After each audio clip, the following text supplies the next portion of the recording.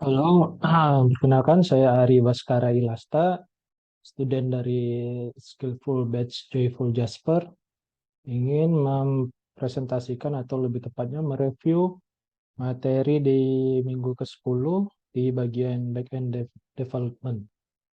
Di minggu 10 ini kita banyak belajar tentang keamanan serta mengkoneksikan aplikasi ke database dengan menggunakan Squalise dan mencoba uh, database yang termasuk ke dalam NoSQL yaitu MongoDB. Oke, baik. Untuk materi pertama yang akan kita review yaitu authentication, authorization, dan encryption. Nah, apa itu authentication atau autentifikasi? Itu adalah sebuah metode untuk memeriksa kebenaran identitas pengakses data secara autentik. Proses validasi atau pembuktian identitas terhadap pengguna yang ingin mengakses suatu file aplikasi atau sistem tertentu. Nah, jenis-jenis autentikasi sendiri itu ada single factor dan multi-factor authentication. Di single factor authentication itu di mana jenis autentifikasi yang meminta pengguna untuk memasukkan ID pengguna, kemudian kemudian proses autentikasi akan berjalan dengan meminta pengguna untuk memasukkan password yang tepat dan sesuai dengan ID pengguna. Kalau bedanya dengan multi-factor authentication itu, di jenis autentikasi ini yang mewajibkan pengguna untuk memverifikasi 3 jenis identitas, misalnya ID pengguna, jenis sidik jari atau wajah, dan beberapa pertanyaan berhubungan dengan pengguna. Nah, selanjutnya kita masuk ke materi authorization atau otorisasi. Itu adalah suatu batasan untuk mengakses bagian menu tertentu pada sistem informasi elektronik. Proses ini terjadi setelah proses autentikasi yang mana identitas pengguna akan terjamin sebelum daftar akses pengguna dengan mencari entry pada tabel serta database. Singkatnya, otorisasi ini adalah seperti memberikan hak akses kepada user. Kemudian ada juga kemarin kita belajar tentang enkripsi atau encryption, itu adalah proses teknik yang mengkonversikan informasi menjadi kode rahasia sehingga mengaburkan data yang kita kirim, terima, atau kita simpan. Jenis-jenis inskripsi sendiri itu ada dua, simetrik dan asimetrik. Dari simetrik sendiri itu, enkripsi yang terkait atau identik digunakan baik untuk proses enkripsi maupun dekripsi. Dalam beberapa kalangan, kunci yang dibagikan disebut dengan sebagai rahasia bersama karena pengiriman sistem yang memantau enkripsi harus membagikan kunci kepada siapapun yang berwenang mendekripsikan pesan. Kalau di bagian asimetrik sendiri disebut juga enkripsi kunci publik. Berbagai kunci digunakan untuk proses enkripsi dan dekripsi. Satu kunci dibagikan secara publik dan dapat digunakan oleh siapapun. Sementara yang satu lagi adalah kunci pribadi. Hal ini membuat sistem kunci sistematik menjadi lebih aman daripada algoritma kunci simetrik karena peretas atau penjahat cyber tidak dapat menyaling kunci saat dikirimkan. Nah, kemudian kita juga belajar tentang session, cookies, dan local storage. Nah, ini adalah beberapa poin tentang perbedaan ketiga storage tersebut. Dan kemudian kita juga kemarin ada mempelajari token based authentication menggunakan JWT. Seperti namanya, JSON token web. Seperti namanya, JSON Web Token atau JWT itu berarti token yang menggunakan JSON atau JavaScript Object Notation. Lalu token ini memungkinkan kita untuk mengirimkan data yang dapat diverifikasi oleh dua pihak atau lebih. Nah, komponen dari JWT sendiri itu ada header, di mana bagian pertama disebut dengan header. Header berisi dari tentang algoritma dan jenis token yang digunakan. String yang di-encode menggunakan base 64. Jadi kita bisa mendapatkan nilai asli teks tersebut dengan mengdekodenya. Berikut adalah contoh dari header. Kemudian ada payload, di mana berisi data yang ingin kita kirimkan. Ini contohnya objek nama saya. Terus kemudian ada signature. Signature sendiri adalah hash gabungan dari header, payload, dan sebuah secret key berupa string random panjang biasanya.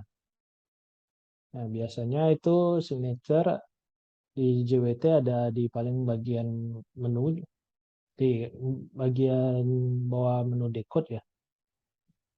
Kemudian kita juga kemarin belajar tentang Sequelize. Apa itu Sequelize? Sequelize sendiri ORM Object Relational Mapping Node.js yang berbasis Promise.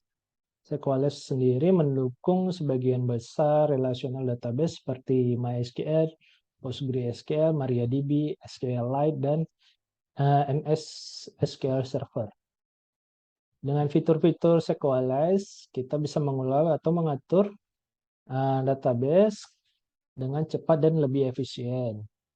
Nah, kita lihat ini adalah seperti di gambar, yaitu alur ataupun arsitektur dari Sequelize yang termasuk ke dalam ORM. Nah, untuk menggunakan Sequelize sendiri, kita wajib menginstalnya terlebih dahulu. Di mana sebenarnya kita hanya cukup menginstal Sequelize, namun jika kita menggunakan Node.js dari Express, kita harus tetap juga menginstal Node.js Express-nya, terus kita menginstal database yang kita pakai, dan untuk mengkoneksikan kita pakai .env juga.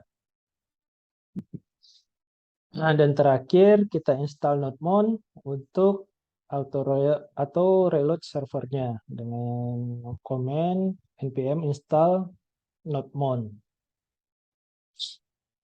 Dan berikut adalah beberapa langkah untuk men-setting Sequelize.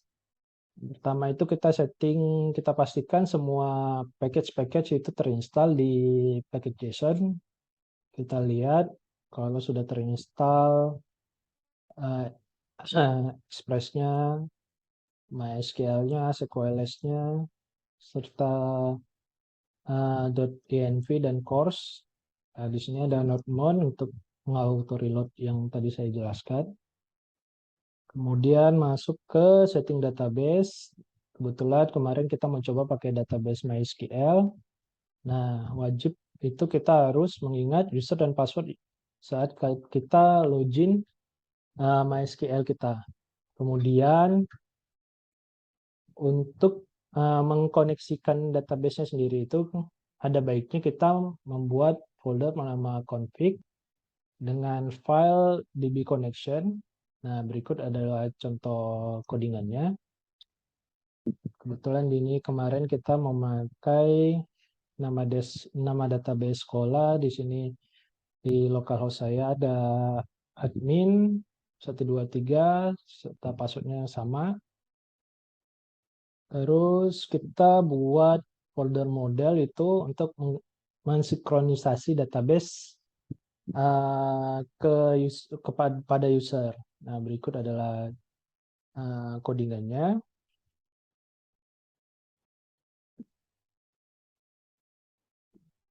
Dan ini adalah eksekusi program di mana kita buat file index.js untuk mengeksekusi koneksi database-nya. Kemudian kita juga harus membuat folder controller, di mana controller sendiri ini untuk membedakan antara user dan modelnya. Kebetulan kemarin kita mencoba untuk menginput nama user, dan settingan terakhir itu kita menentukan rute dengan buat folder root yang isinya itu nanti rute-rute atau path yang akan kita tampilkan saat kita memanggil program backend kita. Terus masuk ke materi selanjutnya itu ada MongoDB. Kita kemarin juga membahas tentang serta mencoba MongoDB. MongoDB adalah salah satu produk database NoSQL dan termasuk open source yang menggunakan struktur data JSON untuk menyimpan datanya. MongoDB sering dipakai untuk aplikasi berbasis cloud, grid computing, atau big data. Nah, instalasi MongoDB kita bisa langsung mengunjungi websitenya langsung di mongodb.com. Kemudian untuk memudahkan kita menggunakan MongoDB sendiri, itu ada tools dari MongoDB yang berbasis GUI, yaitu Kompas, dan MongoDB sendiri juga ada yang berbasis cloud, yaitu MongoDB Atlas. Kemudian kita juga kemarin mencoba Mongos, di mana Mongos ini adalah library yang bisa dibilang sebagai object modeling MongoDB untuk Node.js.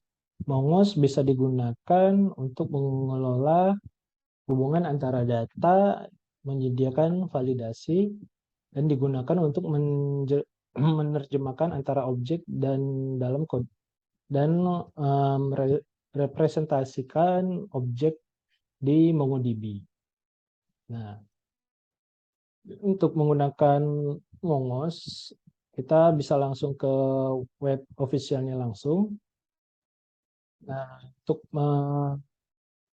menggunakan Mongos, ada baiknya kita melakukan koneksi dari melakukan koneksi Node.js dan MongoDB. Pertama yaitu kita install .env-nya, yaitu untuk menampung variabel environment database dan juga menginstal MongoDB-nya. Berikut adalah perintahnya: npm install node.env serta npm install MongoDB. Kemudian kita buat satu file yang bernama .env. Gunanya yaitu menyimpan variabel database. Berikut adalah contohnya. Kemarin kita mencoba dari MongoDB Atlas, yaitu yang berbasis cloud. Kemudian langkah selanjutnya itu kita membuat file untuk membuat koneksi dan interaksi dengan database. Di mana di sini kita menggunakan .env sebagai konfigurasinya.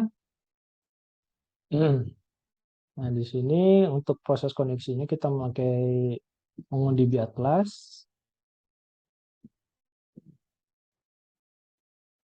Nah, penggunaan MongoDB itu penggunaan Mongos maksud saya, ya pertama itu kita pastinya harus menginstalnya terlebih dahulu dengan perintah npm install Mongos, kemudian bikin koneksinya seperti yang saya jelaskan di atas tadi, kemudian buat file env-nya. Terus langkah ketiga itu kita mendefinisikan skema dari DB-nya sendiri dengan kode di bawah ini, di mana Di mana kalau di Mongos itu eh, disebutnya skema. Database yang ingin dibuat itu skema dan tabel-tabel yang akan ditampilkan itu disebutnya collection. Kemudian kita juga belajar tentang cara mendeploy aplikasi backend kita di Heroku. Pertama, pastinya kita harus kunjungin web heroku.com, pastikan kita sudah terregistrasi di aplikasinya, terus pastikan juga kode aplikasi kita tidak ada yang error, kemudian kita upload di repository GitHub kita, kemudian repositorinya kita koneksikan pada Heroku. Kalau sudah terkoneksi, biasanya ada centang di bagian GitHub-nya terconnect. Kemudian di sini kita pilih, misalnya nanti dia belum connect, kita akan tulis connect. Terus di langkah selanjutnya kita scroll ke bawah dari websitenya tersebut, kita pilih automatic deploy untuk memproses deploy otomatis apabila codingan kita ada perubahan, serta pilih branch di mana branch yang kita inginkan yang akan kita deploy. Kemudian kita pilih menu more, view log untuk melihat status aplikasi kita terdeploy sukses atau tidak. Nah, jika sudah sukses, kita bisa melihat output dari tampilan si aplikasi kita. Misalnya di sini dari aplikasi Heroku dia akan mengeluarkan nama si aplikasi kita tadi, yaitu Express Mongos. Kebetulan saya tadi bikin nama aplikasi Express Mongos. Nama websitenya heroku.app.com. Dan ini adalah tampilan aplikasinya. Mungkin itu saja yang bisa saya sampaikan untuk review dari materi di minggu ke-10 ini. Saya ucapkan terima kasih untuk semua. Wassalamualaikum warahmatullahi wabarakatuh.